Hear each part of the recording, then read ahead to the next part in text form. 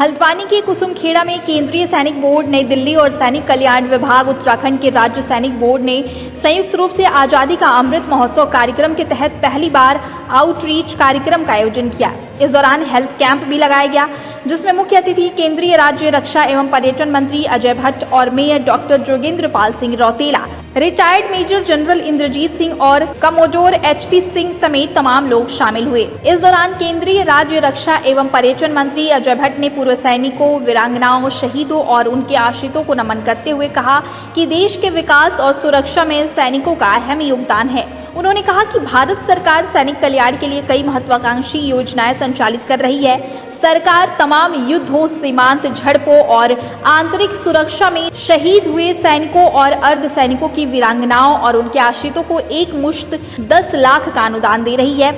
इसके अलावा युद्ध में शहीद सैनिकों की वीरांगनाओं और अपंगता की वजह से सेवा मुक्त हुए सैनिकों को सरकार आवास सहायता अनुदान 2 लाख रुपए दिया जा रहा है। केंद्रीय मंत्री ने कहा कि उत्तराखंड के सभी 95 ब्लॉकों में पूर्व सैनिक ब्लॉक प्रतिनिधियों की नियुक्ति है, जिन्हें हर महीने 8,000 का मानदेय दिया जा रहा है। इसके अलावा भी तमाम योजनाओं के बारे में जानकारी साझा की। केंद्रीय राज्य रक्षा एवं पर्यटन मंत्री अजय भट्ट ने आगे कहा कि आउटरीच कार्यक्रम पहली बार हल्द्वानी से प्रारंभ किया गया है। इसी तरह उत्तराखंड के सभी जिलों में इस कार्यक्रम का शुभारंभ किया जाएगा, जिससे पूर्व सैनिकों की समस्याओं का समाधान किया जा सके। इस दौरान केंद्रीय मंत्री अजय भट्ट ने वीडियो कॉन्फ्रेंसिंग से देहरादून, रायवाला और पौड़ी गढ़वाल ECHS पॉलीक्लिनिक भवनों का शिलान्यास भी किया। समारोह में 64 लोगों को ECHS, 20 पूर्व सैनिकों को जॉब कार्ड और कई भूतपूर्व सैनिकों को अनुदान राशि के चेक बांटे गए।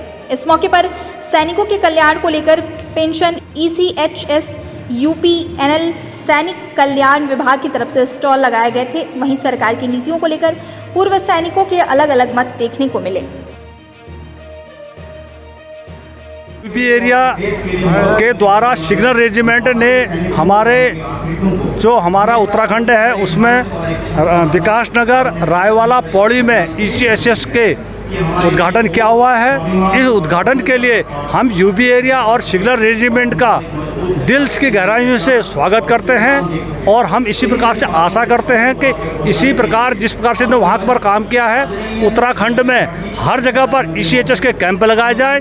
ECHS के कैंप लगाने से जो हमारे एक्समैन हैं, एक्समैनों की जो भी ECHS जो भी हमारी प्रॉब्लम है वो सॉल्व होंगी। उसके द्वारा आज हमारे हल्द्वानी में भूमिया बिहार बैंक्वेट हॉल में एक कैंप लगाया गया है। इसमें हमारे रक्षा राज्य मंत्री जी आए हुए हैं और आर्मी के तमाम बड़े बड़े अफसर आए हुए हैं। जो PCTA इलाहाबाद की टीमें आई गई हैं, जो भी हमारे आर्मी एक्स आर्मी के पेट संबंधी समस्याएं हैं उनका यहाँ पर हर टेबल और कैंप लगाकर उनकी प्रॉब्लम सॉल्व भी की जा रही है। और इस प्रॉब्लम के लिए ECHS में जो भी हमारे एक्समैन हैं उन्होंने बहुत बढ़ चढ़ कर हिस्सा लिया है। भारत सरकार का अभिनंदन करना चाहता हूँ, मोदी जी का और इंडियन गवर्नमेंट का, कि जो उन्होंने यहाँ पे प्रोग्राम ऑर्गेनाइज करा, ये बहुत अच्छा है क्योंकि टाइम पे करते रहना चाहिए। बट अभी तक जो हमारी एक जो समस्या है, जो 191 पेंशन की है, जो इतने सालों से चली आती आ रही है, उसके ऊपर सरकार ने अभी तक कुछ नहीं किया है।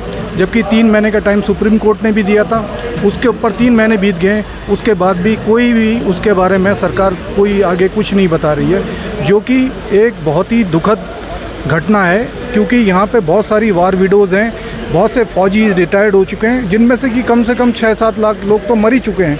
तो ये कब देंगे, इसके बारे में सरकार को आगे आके बताना चाहिए कि ये जो है हम इसको इम्प्लीमेंट कर दें। क्योंकि कहीं ना कहीं जो योजनाओं तो यहाँ पे जो सरकार सिर्फ घोषणाओं पे घोषणाएं हो रही हैं, एक्चुअली ग्राउंड लेवल पे कुछ नहीं है। जैसे 191 पेंशन बोल रहे हैं, ये देखा जाए तो सुप्रीम कोर्ट ने भी इसको सुप्रीम कोर्ट के अंदर माना है कि ये 191 पेंशन नहीं है, ये 191 डिफरेंट पेंशन हो रही है। तो क्योंकि अगर इसको इस सरकार को घुमाना नहीं चाहिए और सरकार को जितने जल्दी हो जो भी है तो इसका लाभ जो पूर्व सैनिक हैं उनको देना चाहिए। क्योंकि जो वार विडोज़ हैं, इससे सबसे ज़्यादा इफेक्टेड वो लोग हैं, वो बेचारे मतलब उनको 7, 8, 9, 10 हज़ार रुपये मिलते हैं। तो आज के समय में वो कैसे अपने बच्चों को पालेंगे, कैसे उनको अच्छी शिक्षा देंगी।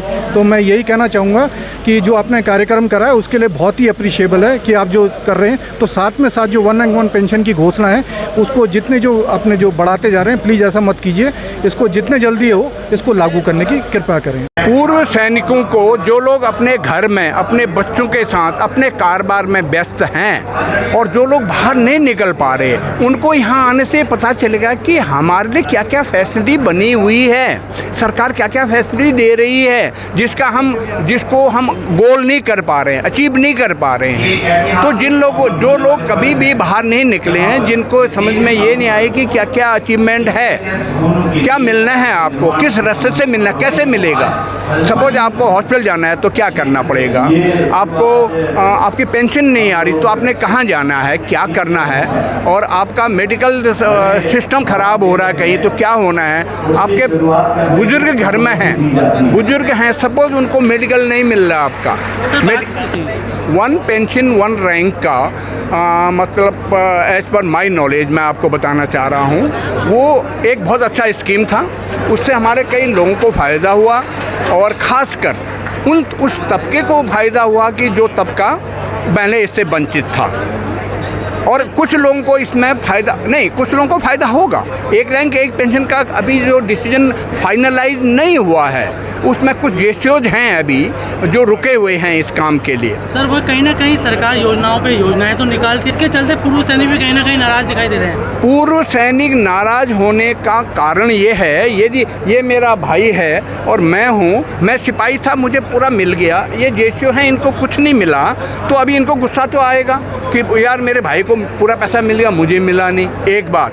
दूसरी बात, सरकार जो है ये चीज़ों को इस ढंग से नहीं चलाती है कि जैसे आप हैं, आप कर रहे हैं, मेहनत कर रहे हैं, चलो ठीक है यार, गलत बोल रहा तो गलत वाले गलत बोल रहे हैं, लेकिन सरकार का ये काम नहीं है। सरकार को जब ज़रूरत पड़ेगी, अभी 2024 में सरकार को ज़रूरत पड़ रही है, इसलिए आपके लिए कई चीज़ें रोकी गई हैं सरकार की ओर से, और वो चीज़ें 2021 इलेक्शन के टाइम से थोड़े दिन पहले आपको लड्डू की तरह आपके मुँह में डाला जाएगा। कहीं सरकार सैनिकों के साथ छलावा भी कर रही है।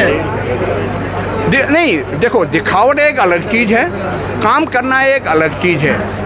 यदि आप बॉर्डर में खड़े हैं और आपको पता है कि सामने से चाइना या पाकिस्तान की गोली आ रही है, यदि मैं उसमें दिखावट कर लूँ, उसमें कोई मैं अपने ब्रेन को अलग इधर करूँ तो क्या फ़ायदा है। दिखावट तो दिखावटी है।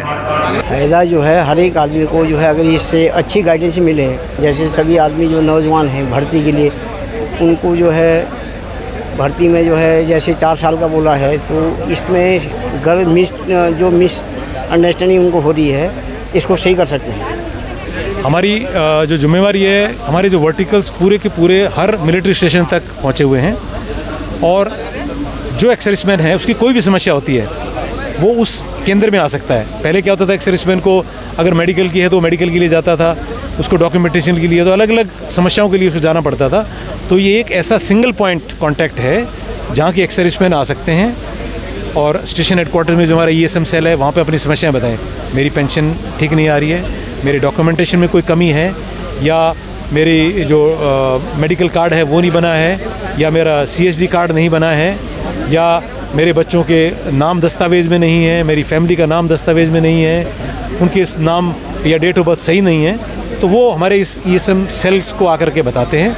और ये ESM सेल फिर जो एजेंसी होती है, चाहे वो रिकॉर्ड ऑफिस हो, चाहे वो CSD कैंटीन हो, या ECHS डिपार्टमेंट हो, या जो हमारा पेंशन विभाग होता है इलाहाबाद में, उनसे संपर्क करते हैं, बैंकों से संपर्क करते हैं और उनकी समस्याएं सुलझाने का पूरी कोशिश करते हैं। इस प्रकार के आयोजन से पूर्व सैनिकों को लाभ होगा, क्योंकि पूर्व सैनिक जो है समय समय पर कुछ सूचनाओं से अवगत नहीं रहते हैं। तो इस प्रकार के आयोजन से नई नई जो पॉलिसीज़ हैं, नई नई सरकार की जो नियम हैं, वेलफेयर के पॉइंट्स हैं, वो पूर्व सैनिकों को मिलते हैं। ये एक्स सर्विस मैन जो हमारे हैं, उनके लिए हम लोगों ने ये आयोजन किया है। काफ़ी परेशानियां होती हैं, कई चीज़ों के बारे में निराकरण नहीं हो पाता है, इसलिए स्थल पर ही हमने पेंशन के अधिकारी भी इलाहाबाद से मंगाए हैं, यहीं पर निस्तारण कर रहे हैं। और हमारा जो हॉस्पिटल 3 थे, हमने 3 हॉस्पिटल आज पौड़ी में, रायवाला में, विकास नगर में, उनकी शुरुआत भी यहीं से करी है कि वो कहीं एक छोटे छोटे कमरों में चल रहे थे, आज बड़े कमरे उसके लिए खोले हैं। और इसी तरह से हम लोगों ने आज करीब 20 लोगों को यहाँ रोज़गार भी दिया है, एक्स सर्विसमैन को। हमने वो कार्ड भी बांटे हैं जो कार्ड खाली जैसे आप एटीएम डालते हैं वैसे ही डालेंगे तो आपके शारीरिक के बारे में पूरी जानकारी और बुरा क्या बीमारी है ये तक आ जाएगा। उसको भी हम एक्स सर्विसमैन को दे रहे हैं। तो हर प्रकार की सुविधा, और कई लोग जो बहुत जिनको पेंशन नहीं मिल रही थी, किसी को 1 लाख, किसी को 50,000, आज सहायता दी है।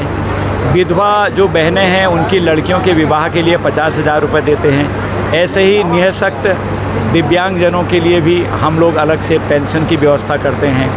अगर कोई विधवा बहन सबकी सहमति से दोबारा शादी करना चाहती है तो उसके लिए भी 50,000 देने का हमारा प्रोविज़न है। तो इस तरह की सारी जानकारियाँ आज हम दे रहे हैं। और सबसे बड़ी बात यह है कि एक मेडिकल कैंप हमने आज यहाँ लगाया है, जिसमें सुबह से लेकर अभी तक तांता लगा हुआ है।